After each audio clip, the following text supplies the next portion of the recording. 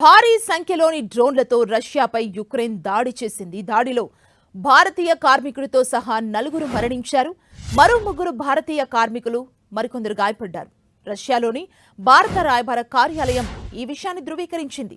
దాడి జరిగిన ప్రదేశాన్ని అధికారులు సందర్శించారని, గాయపడిన కార్మికులను హాస్పిటల్లో పరామర్శించినట్లు తెలిపారు. ప్రాణ నష్టం పట్ల రాయబార కార్యాలయం సంతాపం వ్యక్తం చేస్తోంది. భారతీయ కార్మికులకు అవసరమైన సహాయం అందించడానికి కంపెనీ యాజమాన్యం స్థానిక అధికారులతో కలిసి పనిచేస్తోంది అని భారత రాయబార కార్యాలయం ఎక్స్ పోస్ట్లో పేర్కొంది. తెల్లవారుజామున రష్యాపై భారీ స్థాయిలో డ్రోన్ దాడులకు యుక్రెయిన్ పాల్పడింది. రష్యా రాజధాని మాస్కోలోని కొన్ని ప్రాంతాలు, సమీప ప్రాంతాల్లో పేలుళ్లు సంభవించాయి. 24 గంటల వ్యవధిలో దేశవ్యాప్తంగా 1000కి పైగా యుక్రేనియన్ డ్రోన్లను అడ్డుకున్నట్లు రష్యా రక్షణ మంత్రిత్వ శాఖ తెలిపింది.